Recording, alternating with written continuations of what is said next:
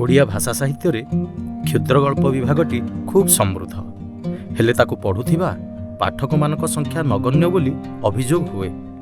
ବର୍ତ୍ତମାନର ନବୀନ ପିଢ଼ିଙ୍କୁ ସାହିତ୍ୟ ମନସ୍କ କରାଇବା ନିମନ୍ତେ ଏହି ସାହିତ୍ୟ ବହି ୟୁଟ୍ୟୁବ୍ ଚ୍ୟାନେଲ ଏକ ଛୋଟ ପ୍ରୟାସ। ନମସ୍କାର, ମୁଁ ଗାଳ୍ପିକ ତପନ ମହାନ୍ତି। ମୁଁ ଲେଖିବି, ଆପଣ ଭାଗିଦାର ହେବେ। ମୁଁ ପଢ଼ିବି, ଆପଣ ଅନୁଭବ କରିବେ। ଆଜିର ଗଳ୍ପ ମଲା ଗଛ। ଆଜି ସକାଳଟାରୁ ଟିମା ଦାଦି ଚଉପାଢ଼ୀ ଘର ପିଣ୍ଡାରୁ ପାହାଚ, ପାହାଚରୁ ପିଣ୍ଡାକୁ କୁଦି କାଦି ହେଇ ଯେତେ ପ୍ରକାରର ଅଶ୍ଳୀଳ ଗାଳି ସବୁ ବର୍ଷଣ କରୁଥାନ୍ତି। ଶୋଧିବାର ତୀବ୍ରତା ମଧ୍ୟ ଏତେ ଥିଲା ଯେ ବିଳମ୍ବିତ ରାତିରେ ନିଘୋଡ଼ ନିଦରେ ଶୋଇଥିବା ଲୋକର ନିଦ ବି ଭୀତତ୍ରସ୍ତ ହେଇ ତାକୁ ଛାଡ଼ି କୁଆଡ଼େ ପଳେଇବ। ଆମେ ଛୋଟ ପିଲାମାନେ ସକାଳୁ ଟ୍ୟୁସନ୍ ଗଲାବେଳେ ସେ ଶୋଧି ଚାଲିଥିଲେ। ଫେରିଲା ବେଳକୁ ବି ଶୋଧିବାର ପ୍ରକ୍ରିୟାକରଣଟି ସେମିତି ଚାଲୁ ରହିଥିଲା, ବିନା ପ୍ରତିବନ୍ଧକରେ। ହଁ, ପ୍ରତିବନ୍ଧକ ବା କିଏ ସାଜିବ?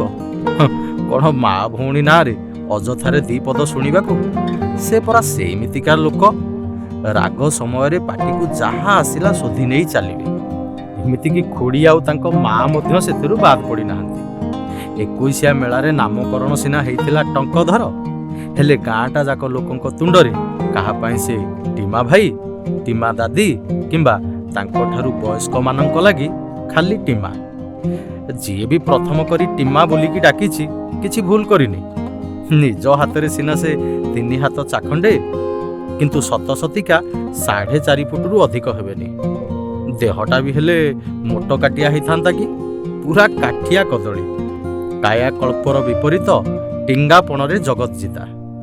ବିଶାଳ ବପୁଧାରୀ ମଣିଷମାନଙ୍କୁ ଧମକ ଚମକରେ ଥରେଇ ଦେବା ଲୋକ। ଗାଁରେ ସଭା ସମିତି ବେଳେ ମୁରବୀ ଲୋକ ଜଣେ ବସନ୍ତି ତାଙ୍କ ପାଖକୁ ଲାଗି।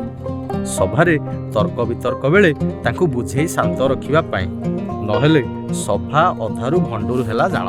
ଯିବା ଆସିବା ଲୋକେ ନିଶ୍ଚୟ ଥରଟେ ତାଙ୍କ ଆଡ଼େ ବୁଲି ଚାହୁଁଥାନ୍ତି, ହେଲେ କେହି କିଛି ଚୁଁ ପଦେ କହୁନଥାନ୍ତି। ସତ କଥା, ମାହେନ୍ଦ୍ର ବେଳାରେ କାମକୁ ବାହାରିଥିବା ଲୋକଟା କାହିଁକି ନିଜ ଭାଗ୍ୟକୁ ବାଙ୍କ କରିବ? ସାହସ କରି 90 ପାର କରିଥିବା ଦନେଇ ବୁଢ଼ା କିଛି କହିବାରୁ ତାଙ୍କୁ ଏମିତି ପଦେ ଶୁଣେଇ ଦେଲେ ଯେ ବିଚରା ଏକାଥରକେ ସେ ଜାଗା ଛାଡ଼ି ପଳେଇଲେ। ଯେତେ ପ୍ରକାରର ଗାଉଁଲି ଅଭଦ୍ର ଶବ୍ଦ ସବୁ ଚୋବେଇ ଚାଲିଥାନ୍ତି, ଗୋଟାକ ପରେ ଗୋଟେ। ହେଲେ ଯାହାକୁ ଗାଳି କରୁଥିଲେ ପ୍ରକୃତରେ ସେ ଲୋକଟା ହିଁ ଥିଲା ଉହ୍ୟ, ଅର୍ଥାତ୍ ଗାଳି କରାଯାଉଥିବା ଲୋକଟାର ନାଁ କି ଚିହ୍ନବର୍ଣ୍ଣ ହିଁ ନଥିଲା। ପରନ୍ତୁ ଗାଳି କରୁଥିବାର କାରଣଟା ଜାଣିବାକୁ ହେଲେ ଆପଣମାନଙ୍କୁ କଥାଟା ମୂଳରୁ ଶୁଣିବାକୁ ପଡ଼ିବ। ରାସ୍ତାର ଏପାଖରେ ଚଉପାଢ଼ୀ ଘର, ସେପାଖରେ ନଳକୂଅ, ଯୋଉଠୁ ଆମ ସାହିଟା ଯାକର ଲୋକେ ପାଣି ନେଇ ଯାବତୀୟ କାର୍ଯ୍ୟରେ ଲଗାନ୍ତି। ନଳକୂଅକୁ ଲାଗି ମିଶ୍ର ଘର ଖଣ୍ଡେ ଗୁଣ୍ଠିକିଆ ଜମି। ତାକୁ ଡେଇଁଲେ ଅନାବନା ଗୁଳ୍ମରେ ପରିପୂର୍ଣ୍ଣ ଗୋଟାଏ ଅନାବାଦୀ ଜାଗା। ସେଇ ଆଡ଼କୁ ପ୍ରାୟ କେହି ଯିବା ଆସିବା କରନ୍ତିନି। ବେଳ ଅବେଳରେ କାହାକୁ ଯଦି ଜୋରରେ ପୋଖରୀ ପାଣି ଲାଗେ, ସେଇ ଗୁଳ୍ମମାନଙ୍କ ଆଢ଼ୁଆଳରେ କାମଟା ଜରୁରୀକାଳୀନ ଭାବେ ସାରିଦିଏ। ନହେଲେ ସେଇଠିକି ବା କାହାର କି କାମ? ସେଇଠି ଗୋଟାଏ ଚାଖୁଣ୍ଡା ବୁଦା ମଝିରୁ ଏକା ସାଙ୍ଗେ 2ଟା ଅମୃତଭଣ୍ଡା ଗଛ ଉପରକୁ ମୁଣ୍ଡ ଟେକିଲେ। ଯେହେତୁ ଆଷାଢ଼ ମାସ ଚାଲିଥିଲା, ପାଣିର ଅଭାବ ନଥିଲା। ବର୍ଷା ପାଣି ଖାଇ ଛନ ଛନିଆ ଘୋଡ଼ା ଛୁଆ ପରି ଖୁବ୍ ବେଗରେ ଡେଙ୍ଗା ହେଇ ଚାଲିଥିଲେ।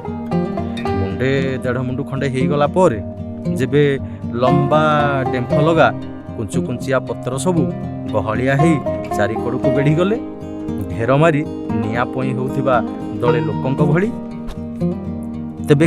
ତେବେ କୋଉଦିନ ଗୋଟେ ପାଣି ନେଉଥିବା 1-2 ଜଣ ମାଇପିଙ୍କ ଆଖିରେ ପ୍ରଥମ କରି ଦୃଶ୍ୟମାନ ହେଲେ। ତାପରେ ଜଣକୁ 2 ଜଣ, 2 ଜଣରୁ 4 ଜଣ, ଏମିତି ହେଇ ହେଇ ସାହିର ପ୍ରାୟ ସମସ୍ତ ଲୋକଙ୍କ ନଜରବନ୍ଦୀ ହେଲେ ଗଛ 2ଟି। ତାହାପରେ ଅନେକେ କୌତୂହଳୀ ହେଲେ ଗଛ 2ଟିର ଜନ୍ମ ବୃତ୍ତାନ୍ତକୁ ନେଇ। କେହି ଭାବିଲା, ଏଠିକି ତ କେହି ଯା ଆସ କରନ୍ତିନି, ମଞ୍ଜି ପକେଇଲା କିଏ? ତ ପୁଣି କେହି ଭାବିଲା, ଯଦି କାହାର ଅମୃତଭଣ୍ଡା ଖାଇବାର ଥିଲା ଭଲ ଜାଗାରେ ବସି ଖାଇଥାନ୍ତା, ସେ ମଇଳା ବଣିଟାରେ କାହିଁକି ଖାଇକି ମଞ୍ଜି ପକେଇଲା? ତ ଆଉ କେହି 1-2 ଜଣ ଗବେଷକ ଭଳି ପରୀକ୍ଷା ନିରୀକ୍ଷା କରିବାକୁ ଯାଇ ଦେଖି ଆସିଲେ ନିଜର ପାରଦର୍ଶିତା ପ୍ରଦର୍ଶନ କରିବା ନିମନ୍ତେ। 2 ଜଣ ଗଞ୍ଜଡ଼ ତ ଚଉପାଢ଼ୀ ପିଣ୍ଡାରେ ବସି ଅଦ୍ଭୁତ କଥାମାନ ଗପିବାକୁ ଲାଗିଲେ। ଜଣେ କହିଲା କି ଭଗବାନଙ୍କ କୃପାରୁ ଗଛ ଦୁଇଟି ଏମିତି ଅପନ୍ତରିଆ ଜାଗାରେ ଜନ୍ମଲାଭ କରିଛନ୍ତି ବୋଲି। ଆର ଜଣକ ପ୍ରତ୍ୟୁତ୍ତର ଦେଲା ଯେ ଇଏ ହେଉଛି କାଉର କାମ, କୋଉଠୁ ପାଚିଲା ଅମୃତଭଣ୍ଡାଟାଏ ଆଣି ଏଇଠି ଖାଇକି ପକେଇଛି। ପ୍ରଥମ ଜଣକ ନିଜର ଯୁକ୍ତିକୁ ଯଥାର୍ଥ ପ୍ରମାଣିତ କରିବାକୁ ଯାଇ କହିଲେ କି କାଉ ପରା ଶନିଦେବଙ୍କ ବାହନ, ଶନିଦେବ କ'ଣ ଠାକୁର ନୁହନ୍ତି କି? ଗଛ ଦୁଇଟିକୁ ନେଇ ନାଇଁ ଭବିଷ୍ୟତରେ ସେଥିରେ ଫଳିବାକୁ ଥିବା ଫଳମାନଙ୍କୁ ନେଇ ସାହିର ନାନା ଲୋକଙ୍କ ମନରେ ନାନା ପରିକଳ୍ପନା ମାନ ସବୁ ସୃଷ୍ଟି ହେବାକୁ ଲାଗିଲେ। ବାଡ଼ିରେ ନିଜର ଅମୃତଭଣ୍ଡା ଗଛମାନ ଥାଉ ପଛେ ଆଗକୁ ମାଗଣାରେ ମିଳିବାକୁ ଥିବା ଅମୃତଭଣ୍ଡାକୁ ହରଣ କରିବା ନିମନ୍ତେ ଲୋଭ ବିବେକ ଉପରେ ଭାରି ପଡ଼ିଲା। କାହାର ମାଲିକାନା ସତ୍ୱରେ ଥିଲେ ସିନା କିଏ କ'ଣ କହିବ? ତାପରେ ଅନାଥକୁ ଦହନ କରିବାଟା ତ ଲୋକଚରିତ୍ରର ଅସ୍ଥିମଜ୍ଜାଗତ ନା। ଚାହୁଁ ଚାହୁଁ ବର୍ଷା ଯାଇ ଶରତ ପୃଥିବୀକୁ ସ୍ପର୍ଶ କଲା। ଭାଦ୍ରବ ଆଶ୍ୱିନ ବେଳକୁ ଯୋଉ ଟାଇଁ ଟାଇଁଆ ପାଣି ଖରା କିଏ ନ ଜାଣେ। ଏମିତି ମାସେ କାଳ ଲାଗି ରହିଲା। ଧାନ ବିଲ ମାନଙ୍କରୁ ପାଣି ଶୁଖିକି ମାଟି ଆଁ କରି ଶୋଷରେ ଡହଳ ବିକଳ ହେବାକୁ ଲାଗିଲା। ଆଉ ସେ ଛାର ଅନାଥ ଗଛ ଦୁଇଟିକୁ ପଚାରୁଛି କିଏ? ଧାନ ବିଲରେ ସିନା ମୋଟର ପମ୍ପ ଲଗେଇ ଲୋକେ ପାଣି ମଡ଼େଇ ଦେଲେ, ପରନ୍ତୁ କାହିଁ ଜଣେ ହେଲେ କେହି ପାଣି ମାଠିଏ ସେଇ ଗଛ ଦୁଇଟି ମୂଳରେ ଢାଳି ଦେବାକୁ ମନ କଲେନି? ଯେଉଁମାନେ ଭବିଷ୍ୟତରେ ଫଳିବାକୁ ଥିବା ଅମୃତଭଣ୍ଡାକୁ ନେଇ ନାନା ପରିକଳ୍ପନା ମାନ କରୁଥିଲେ। ଯଦିଓ ସମସ୍ତଙ୍କୁ ଜଳ ଜଳ କରି ଦେଖାଯାଉଥିଲା ଯେ ପାଣି ଅଭାବରୁ ଗଛ ଦୁଇଟି ଦିନକୁ ଦିନ ଝାଉଁଳି ପଡ଼ୁଥିଲେ। ଗଛ ଦୁଇଟିର ତଳ ଆଡ଼ୁ ଅନେକ ପୁରୁଣା ପତ୍ର ସବୁ ହଳଦିଆ ହେଇ ଝଡ଼ିବାକୁ ଲାଗିଲେ। ଖାଲି ଶୀର୍ଷରେ ଥିବା କେତେଟା ସତେଜ ପତ୍ର ଦୁହିଁଙ୍କୁ ଯେନତେନ ବଞ୍ଚେଇ ରଖିଥିଲେ ଜିଇବାର ଆଶାରେ। ଜୀବନ ପ୍ରତି ଥିବା ସେମାନଙ୍କର ଆଶାବାଦ ବା ସକାରାତ୍ମକ ସତରେ ପୁଣି ଥରେ ସେମାନଙ୍କୁ ନୂଆ ଜୀବନ ଦେଲା। ଅର୍ଥାତ୍ ମାସକ ପରେ ଅକସ୍ମାତ୍ ବଡ଼ ଅସରାଟାଏ ବର୍ଷିଗଲା। ଦୁଇ ଦିନ ଖଣ୍ଡେ ଝିପିଝିପି ବର୍ଷା ମଧ୍ୟ ଲାଗି ରହିଲା। ମଣିଷ ଭିତରେ ସିନା କୁଟିଳତା ଥାଏ, ପ୍ରକୃତି କ'ଣ ସେମିତି ହେଇପାରେ? ଯାହା ହଉ ଦିନ କେଇଟାରେ ଗଛ ଦିଟା ପୁଣି ଥରେ ଛନଛନିଆ ଦିଶିଲା। ଗୋଟେ କଥା ଅଛି, ଆମେ କେବେ ହେଲେ ଜୀବନରୁ ସମସ୍ୟାକୁ ଅଲଗା କରିପାରିବା ନାହିଁ। ଗୋଟାଏ ହଟିଗଲା ପରେ ଶାନ୍ତିରେ ନିଶ୍ୱାସ ଟିକେ ନ ମାରୁଣୁ ଆଉ ଗୋଟାଏ ସମସ୍ୟା ଆସି ପହଞ୍ଚିଯାଏ। କୁଆଡ଼ୁ ଗୋଟେ ବୁଲା ଷଣ୍ଢ ଆସି ତଳେ ତଳେ ଥିବା ପତ୍ର କେଇଟା ଖାଇଗଲା। କେହି ଜଣେ ଏ ଘଟଣାକୁ ଦେଖିନେଇ ବାଡ଼ିରେ ଗୋଡ଼େଇ ବାଡ଼େଇ ତାକୁ ସେଠାରୁ ଭଗେଇ ଦେଲା। ହେଲେ ପଶୁ ପ୍ରକୃତି ଯାଉଛି କୁଆଡ଼େ? ତାପରେ ସେ ବା କେମିତି ଜାଣିବ ଗଛ ଦିଟା ସାହି ଗୋଟାକ ଜାଗର ସଜା ସମ୍ପତ୍ତି ବୋଲି? ସେଇ ତାର ଖାଦ୍ୟ, ସେ ଖାଇବ। ପୁଣି ଯେତେ ଥର ସେ ଖାଦ୍ୟ ଗ୍ରହଣ କରିବାକୁ ଉଦ୍ୟତ ହେଲା, କେହି ନା କେହି ତାକୁ ଗୋଡ଼େଇ ବାଡ଼େଇଲା। କ୍ଷିୟର ହେଉଥିବା ବେଳେ ଶମ୍ଭୁ ମିଶ୍ରେ ନିଜର ଚିରାଚରିତ ପାଣ୍ଡିତ୍ୟକୁ ବଖାଣି ବାବୁଲି ବାରିକକୁ କହିଲେ, ବୁଝିଲୁ ବାବୁଲି, 2-4ଟା କଣ୍ଟା ଝାଟିଆ ଆଣି ଗଛ ଚାରିପଟେ ଥାପିଦେଲେ ଝାମେଲା ଖତମ। ଏଗୁଡ଼ାକ ଝାଳ ନାଳ ହେଇ ଷଣ୍ଢଟାକୁ ଗୁଡ଼ଉଛନ୍ତି କିଆ? ବାବୁଲି ଉତ୍ତର ଦେଲା, ନନା ଆପଣ 2 ଖଣ୍ଡ କଣ୍ଟା ଝାଟିଆ ଯୋଗାଡ଼ି ଦେଉନାହାନ୍ତି। ଏଥିରେ ମିଶ୍ରେଙ୍କର ଦେଖିବ କି କ୍ରୋଧ।